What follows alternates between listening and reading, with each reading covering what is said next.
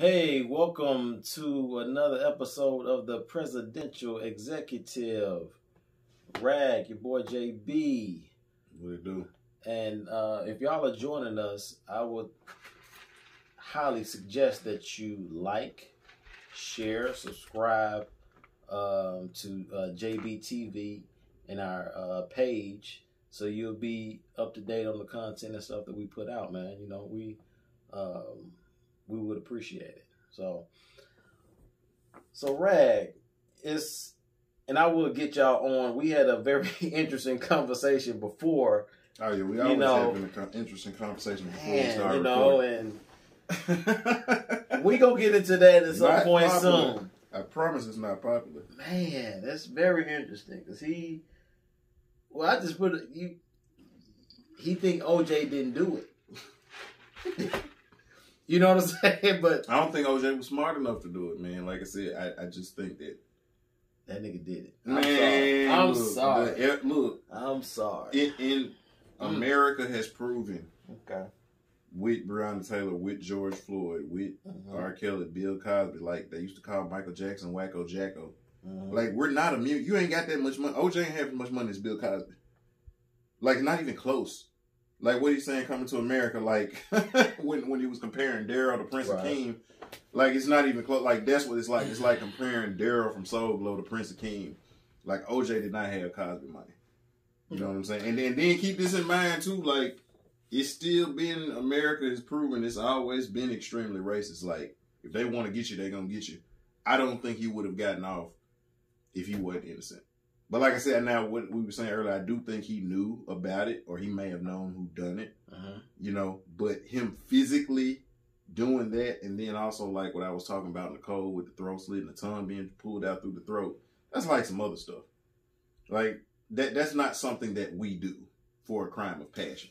Like that's some mob type, you take your cat and hang him up on the wall by the tail type stuff, man. Like, but that's another, like, we can on that today. We definitely get into that. We definitely get into that. But it's a lot of stuff to talk about, bro. You know, with well, I just want to get into first with Cube. Okay. Our beloved hip hop icon has been trampled and thrown all over the internet. It's been trying to be canceled. Like, I don't think that's going to happen, but he's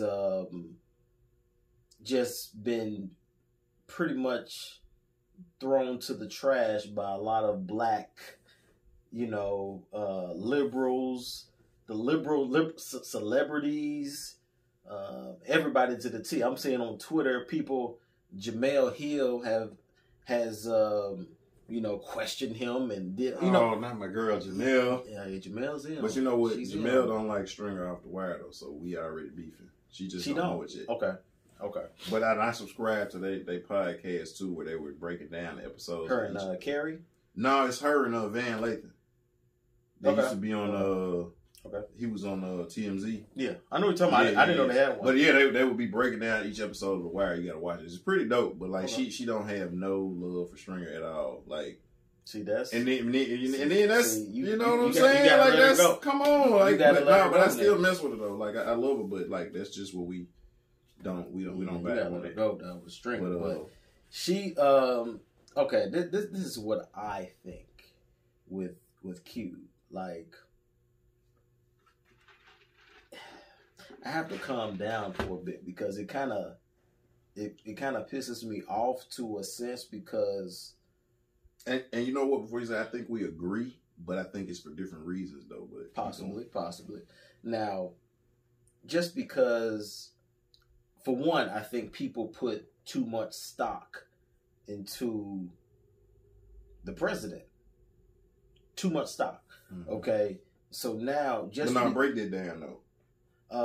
Too much stock as far as the president is not, for most people, is not going to make your life better or worse. So basically you're saying like people act like the president has more pull or authority than for sure. For sure. That's what I got you. President to me is a figurehead. You know, it's a figurehead, and so to me, you can't put that much stock into them. Like, to me, Cube, all he's doing is the Dems and Biden-Harris camp said that they pretty much weren't going to mess with him until after the election. And so, but Trump and his camp was like, okay, we'll talk to you now. And so all Cube did was just like, okay, well, let's go in and talk. You know, let's try to, what this called, his CWBA. Yeah, contract with Black America. Mm-hmm. So, you know, his whole thing, I'm just like, because Trump came out with a plan for Black America. It was a $500 billion plan to put more money into business, entrepreneurship, and the communities. We need all that. And all that. Yes, we do. We need all of it. And from my understanding, from my reading, that Cube was the one that suggested that. Influenced it. Yeah, with the $500 billion part, I guess. Right.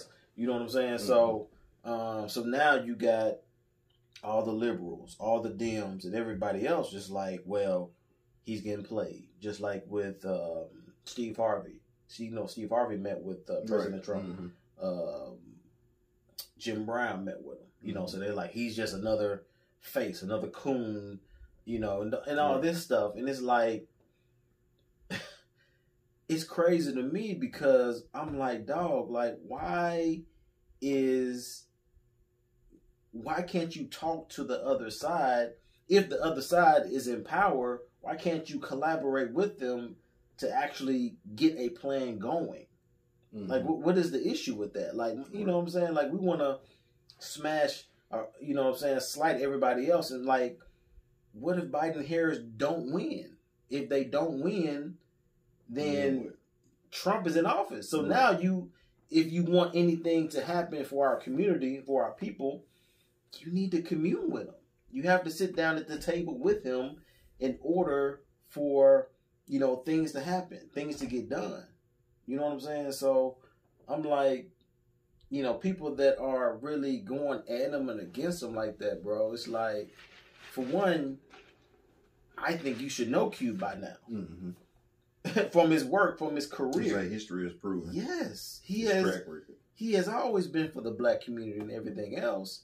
You know what I'm saying? But you can't try to, like, you know, your word, box him in and be like, you can't talk to this person or that person. You know what I'm saying? Because we own the hush hush. You can't talk to this person if they're for, you know, Trump and not for Biden and Harris. You know, so you have to.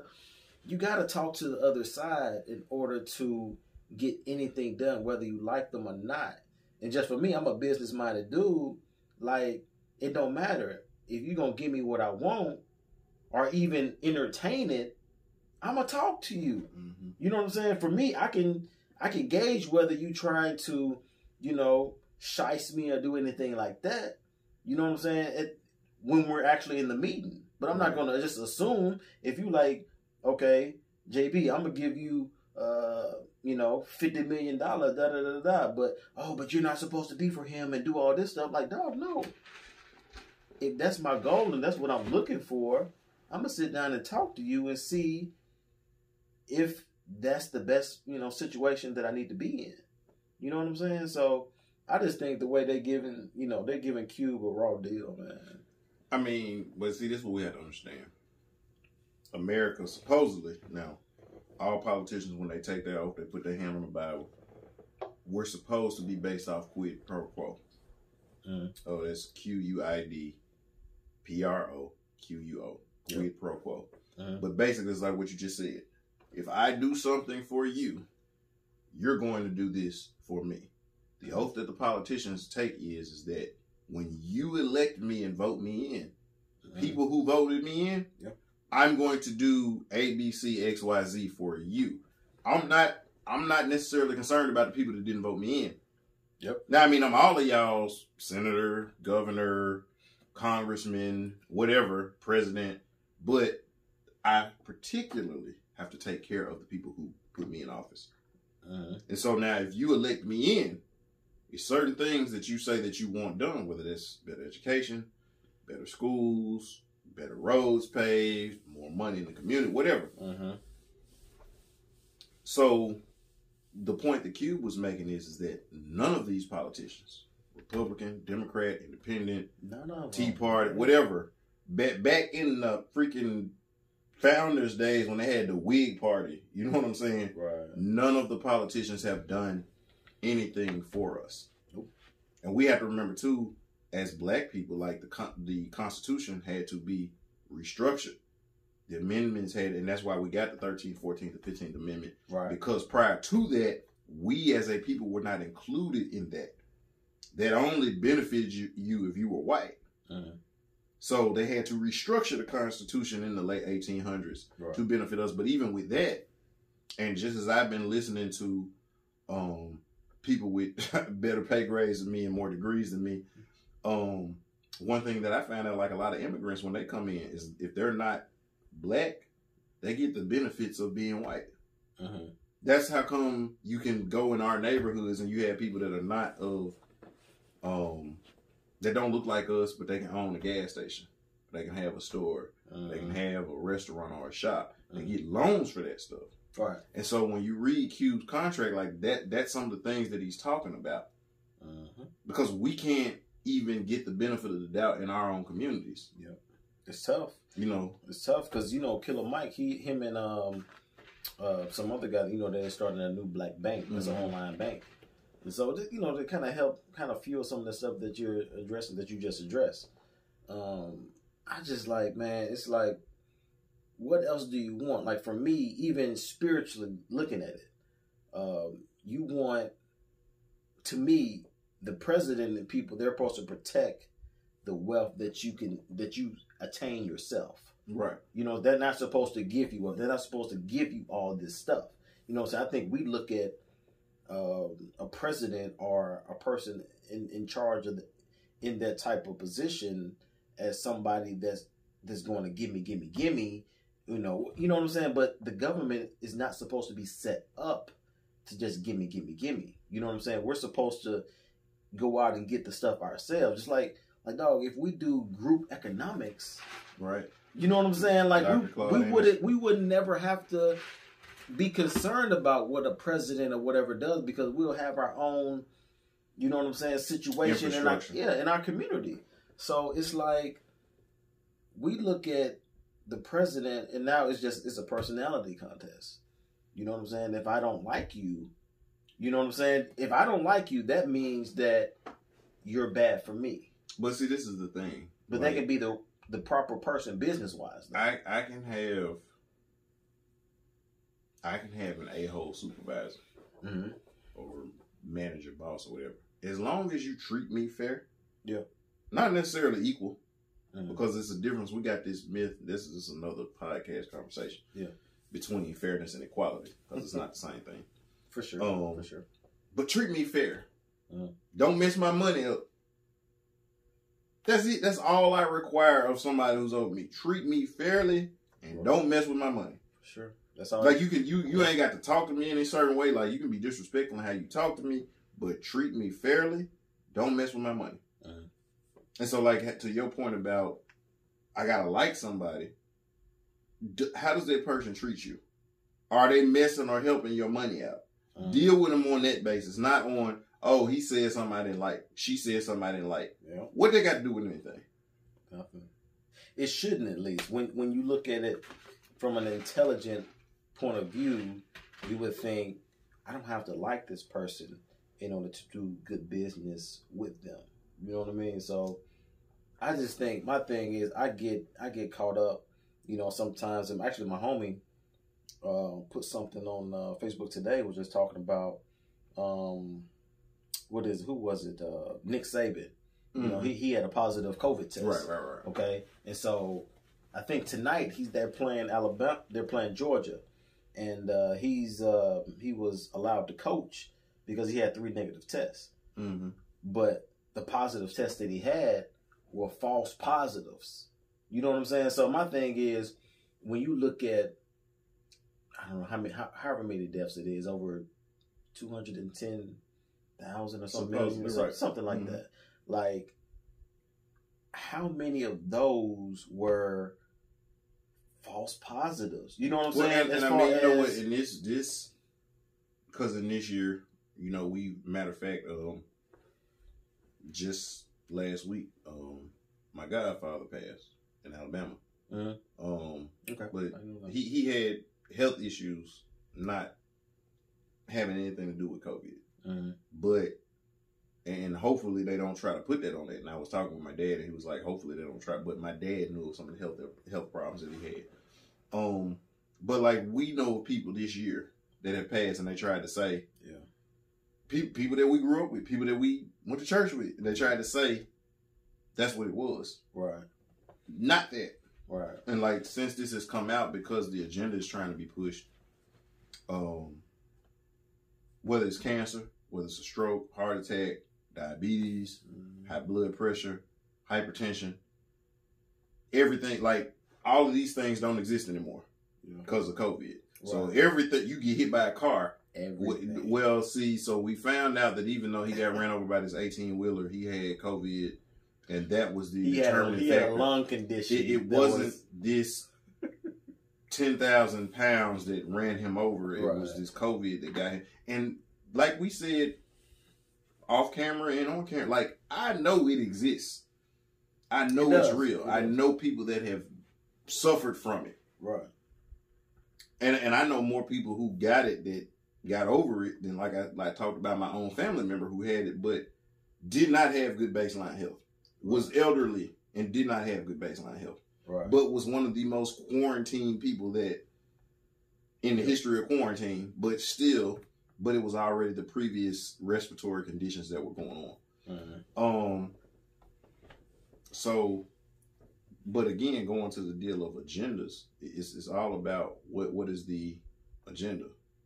You know what I'm saying? And I think that we are so, and when I say we, I mean us as black people, we are so anti-Trump that the fact that Ice Cube sat down with Trump, that's just like blasphemy. And we're not looking at, and I saw that you had you commented to something that he tweeted out, and you were like, they're not hearing you. And this is why I said we agree for different reasons. He went and sat down with the Democrats, and they basically said, wait, we'll see. Wait. And going to my thing from a quid pro quo standpoint, you got somebody saying, we'll sit down with you now. Right. And based upon now the misinformation that came out is that the way the Republicans tried to spin it, they tried to spin it like we collaborated together to come up with this particular plan when that wasn't the case. Mm-hmm. Ice Cube gave out the contract for Black America. It's 13 particular things in there. They said they agreed with some of them, didn't agree with all of them. You're talking about the Republicans, right? Right. But we'll make adjustments into, like what you had said, elaborate on earlier. Like, they changed some things and said, okay, we're going to do this. But that was in the contract. That was something that they took from the contract and said, we'll put this in action. And then this is how we're going to implement it. Whereas Democrats, we'll see. And that traditionally has happened with us because our parents voted Democrat. Grandparents voted Democrat. Great-grandparents voted Democrat. And actually, if you want to know the history of it, I believe it was, if I'm not mistaken, the 60s, but I got to go back and check, so don't quote me on that. But actually, back in the day, Republicans was Democrats and Democrats were Republicans. Yeah. And I forget which president it was, but that's when it flipped.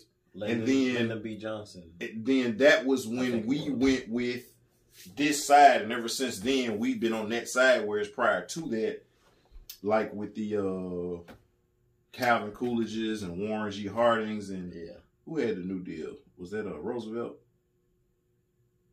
It was one of them old, but it was during the war, like the New Deal came out. It may have been Roosevelt. But I think we were backing those guys, and then, like I said, at a certain point it shifted. But ever since then, well, Mama and Daddy voted this way.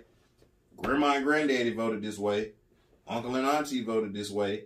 Great-grand and great-granddad voted this way. So we're going to vote this way. And we've had an allegiance to somebody who has historically talked a good game. But when the rubber meets the road, and if we're looking at it from a sports thing, analytically, when you look at the numbers, historically, what have you done for me lately? Right. Talk that good game. As much as black people love Clinton, I remember the crime bill. They got people doing, exorbitant numbers for a nickel bag of weed. Cool, though. Right, but he plays a saxophone. And he smoke weed. And he like big butts. And he like head. Exactly. So that's our black president. But like we know personally. Like we know like Percy was somebody who suffered from the crime bill. Yeah.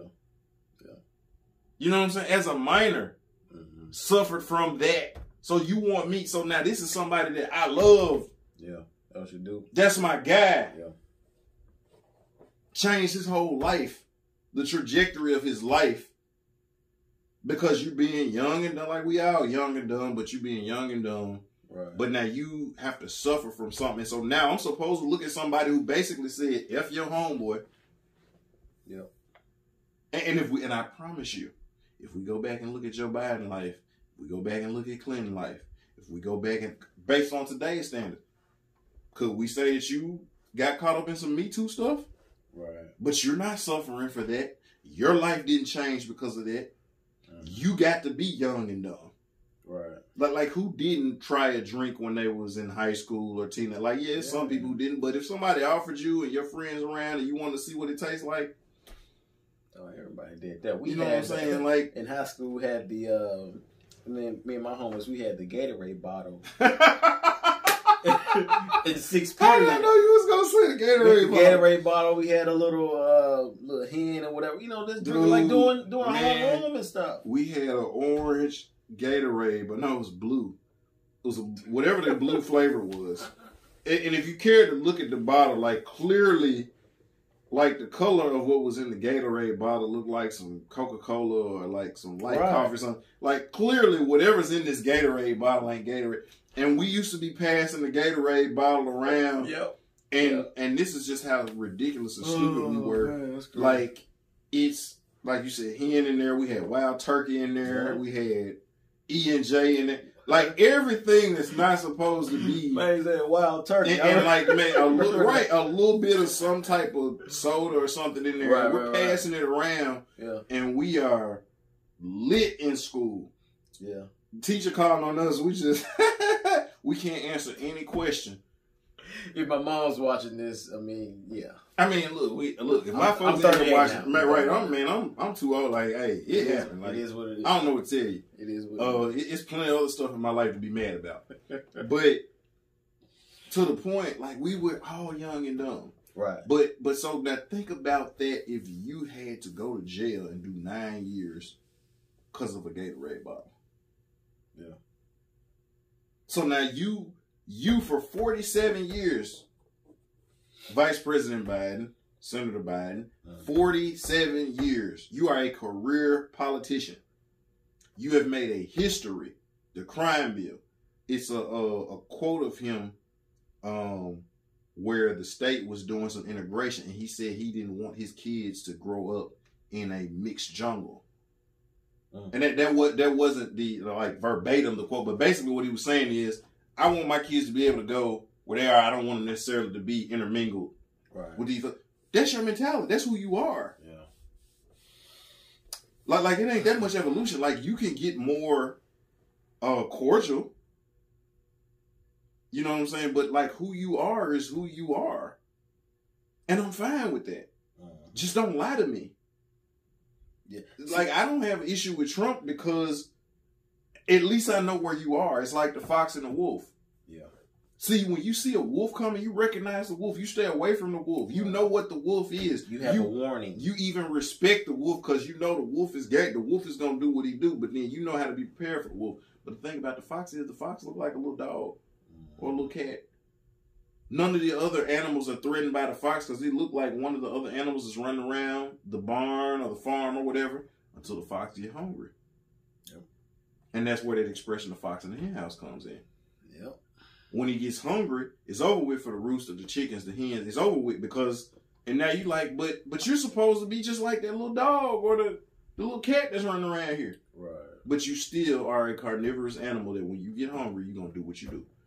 And so we have historically been lied to by the Democrats. And again, I'm not saying vote Republican like that. Right. I'm not even going to discuss it could where I'm be either at side. Like when I tell people that I've had conversations with is, if you want to get technical, I guess I would be labeled an independent. You know what I'm saying? But if just because you have a two-party system, like you literally have to pick one side or the other. Like if I go vote, they're going to ask you which ticket you want to vote with, you know, to vote on, Republican or Democrat. And so you have to pick one of those in order to cast your ballot, at least the one I know I've been to. And so I'm going to put it to you like this. You're a Cowboys fan, right? For sure. So if somebody comes to you and says, choose the Eagles or the Redskins, who you picking? I would be like neither. Because you're a Cowboys fan that don't appeal to you. Right. I'll do it like this. And you're a heterosexual male. You're married. You got 4 children, beautiful wife, beautiful kids. Mm-hmm. If somebody said, choose you got to be with a man or you got to be with a transgender woman, which one you pick? And this is no disrespect. If that's what you want to do, I'm not mad. Live your life. Right. But for you as an individual, if somebody said that, I wouldn't. For one, I probably wouldn't answer. Exactly. And to my point, though, like if you asked a gay male, okay, you got to be with a black woman or a white woman, which one you picking? He's gonna say neither because I'm not. He doesn't like women, right? So he's not gonna pick either one of them because that's not what he wants, and that's okay. So now you're asking me pick the people who have historically raped my parents and my grandparents, killed and murdered my children, historically oppressed and held me down, all the while claiming to be Jesus loving and Christian, which the Bible said, Jesus said, if you do this to the least of my brethren, you've done it to me. So you have historically lied to what you say you believe. Right. To quote Dr. King, do what you said you was going to do on paper. You say you believe this, none of your actions say that you're doing that. And then you, on the other hand, you got the homeboy that say, oh man, don't worry about it, man. We go in, we go to the club, we go to the club. Man, I got you. You get to the door, ain't nowhere to be found. Hey man, no, if you ever need a ride from work, man, you need your car messed up, man, I got you, man. Don't worry about it. I got you.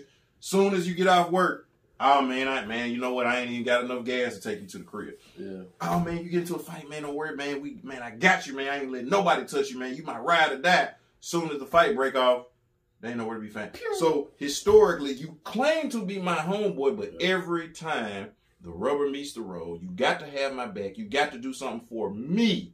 And then this is what they say. Oh, well, you know what, JB? I know you was getting jumped, but these other people look like there was an argument over there, so I went over there to make sure they were straight. Or, you know what, I know you said you needed a ride, but I had to check with these people over here that I don't know. There's like, let me make sure y'all ride situation straight too. Or these other people that, you know what I'm saying? Like, I ain't never met these folks, but they look like they in line for the party at the club too. So I was just trying to check and make sure they were straight. And that's what we get called in. They don't say black. These people of color and different ethnicity. And so guess what?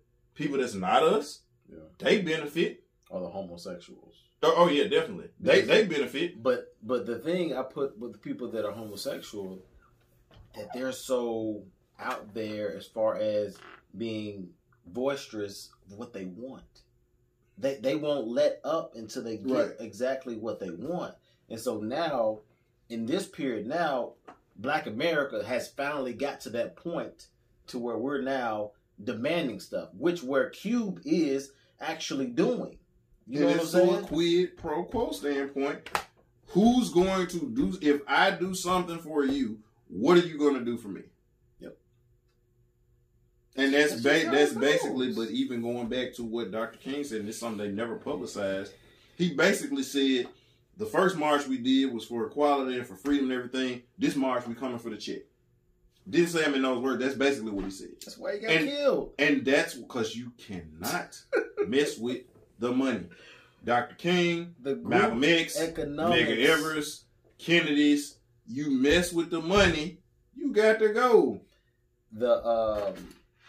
what's the temple that he actually did the speech here when he actually got shot. Oh, the Church of God in Christ. The temple, the Mason Temple. The Mason Temple. Bishop Mason. He was talking about economics in that speech, and they never play the whole part of the speech. They don't. That's why. That is why. In this, like they say, stay woke. Everybody downs Memphis that's black, and we don't understand that white folks, they see gold mine. Yeah. Because where Memphis is, yeah, train, boat, everything, plane, bus, 3 or 4 trucks, states. Transport have to pass through here from the south. You talking Florida, Mississippi, Alabama, Texas. To go north, you got to cross Memphis. Memphis is a gold. You're going north to the south, you got to cross Memphis. From the east to the west and west to the east, you got to cross Memphis. That's why FedEx is in Memphis. That's why Amazon built that big business out here. Because let me count the states. What is it? You got Kentucky. Memphis touches 8 states. Missouri. It's the only state that touches Arkansas, 8 states. Mississippi. Virginia. Virginia? Yes. What you mean? It touches Virginia. You talking about through the Mississippi? No. I'm saying like the state of Tennessee, but I'm just saying you can drive through Memphis and get to Virginia going from Memphis. Okay. Because the state of Tennessee touches 8 states. Okay. So all the states that we touch, to your point, we can drive a highway, just like, 72? You can take 72 and go through Alabama to get to Georgia. That is built, yeah. You know what I'm saying? And what's the other one? 78? You take 78 to get out of town. Like, I think that maybe going to Georgia. No, that might be 78 that's going through Birmingham to get to Georgia. But one of them is new. They just built that new highway you can get here straightway, I think, from Memphis to Birmingham. Because before, we used to do tennis tournaments back in the day. We had to go through these old school Alabama roads. The highways. Yeah, to go through them old roads just to kind of get to Montgomery or Birmingham and do stuff like that. But it looked like he said this was going to be the launching pad. This used to be what Atlanta is in terms of being the black Mecca. That is why you have so many older people that are from like Detroit and Chicago and places up north in the Midwest. Like, how you end up down there? Because this is where, drive through Memphis, all them old factories in North Memphis, in South Memphis and different places like that where you just see abandoned factories and stuff. Mm-hmm. It used to be so many places where our grandparents could graduate high school, did not have to go to college. You work at Kellogg's or Hershey's or Goodyear or Firestone. Yep. When Sears Roebuck used to be here, would get a job, Kellogg, work Wonder Bread, would work at these places for 20, 30 years, and you could. That's why our grandparents had 6, 7, 8, 9 kids.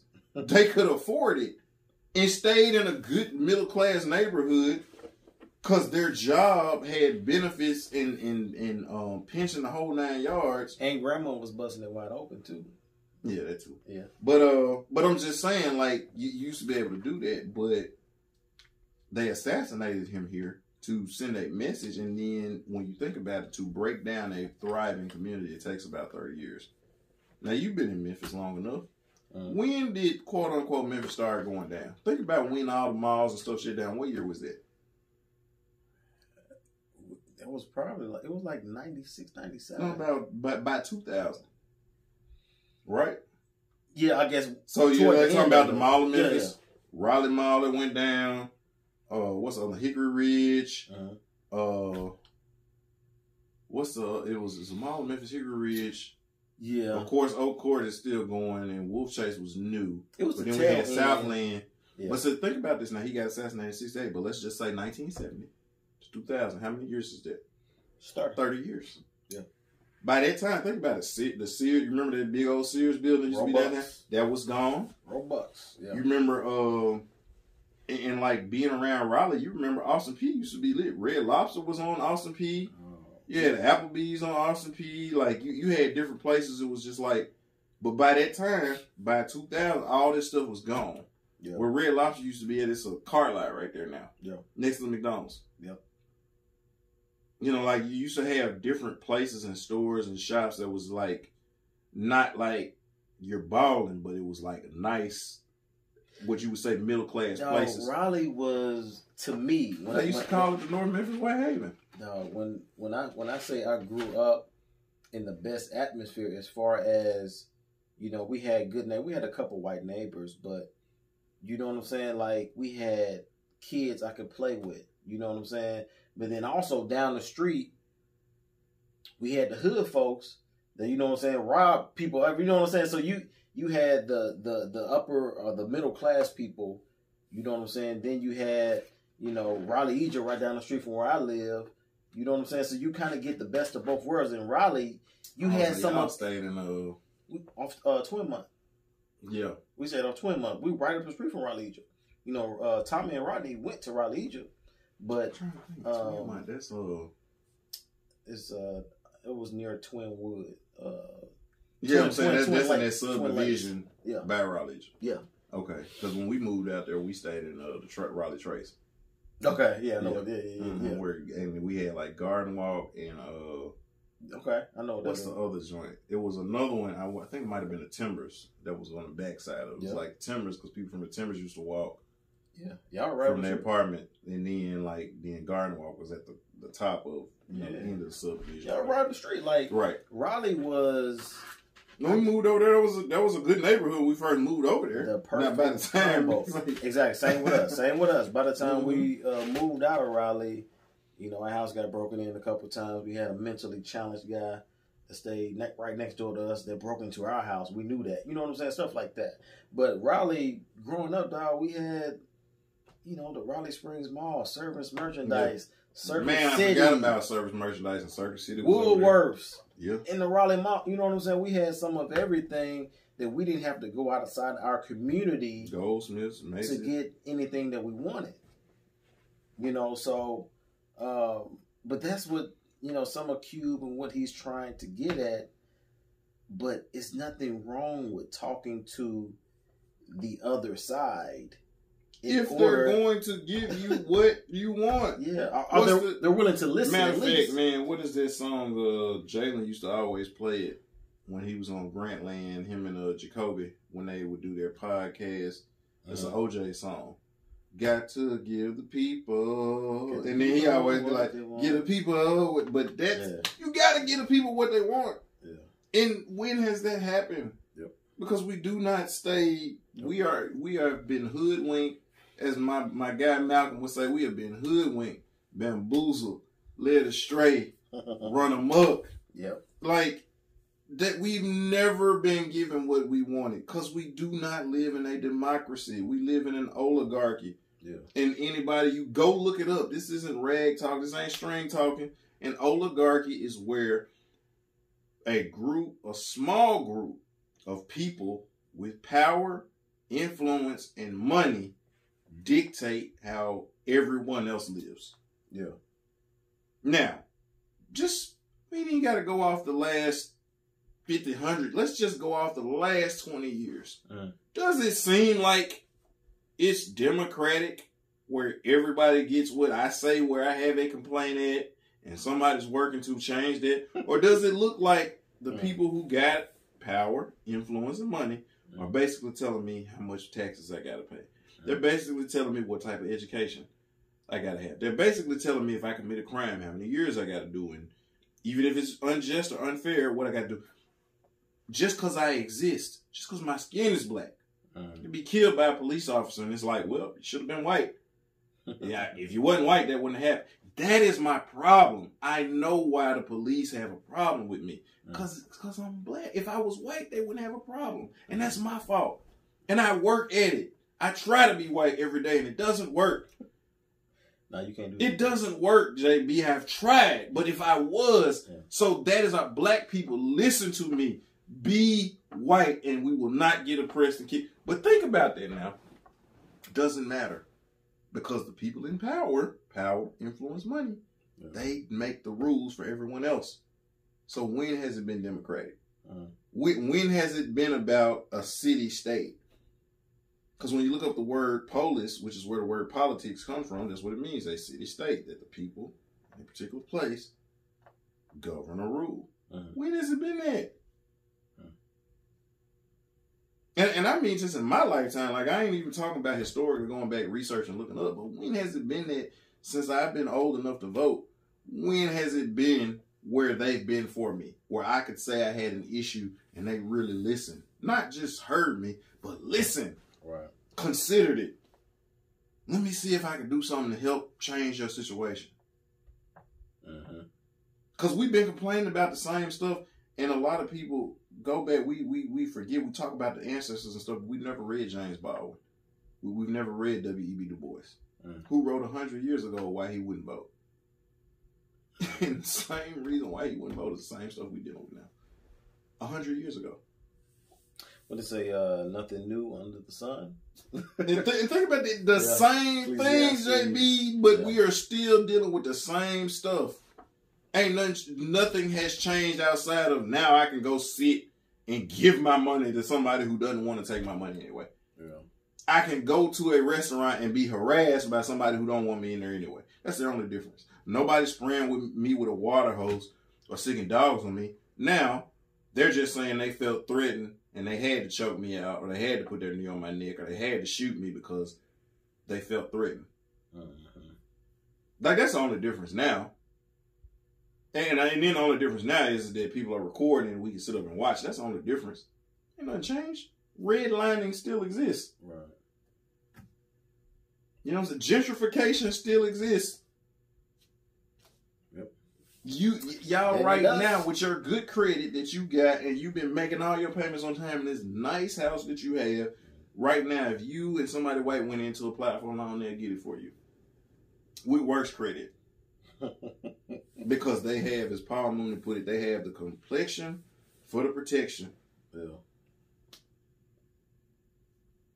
And that's your problem. Yeah. You're not trying hard enough to be white. And you know what? People ain't going to catch the sarcasm. I promise some people would comment on this and be like, oh, that coon is saying we got to be white.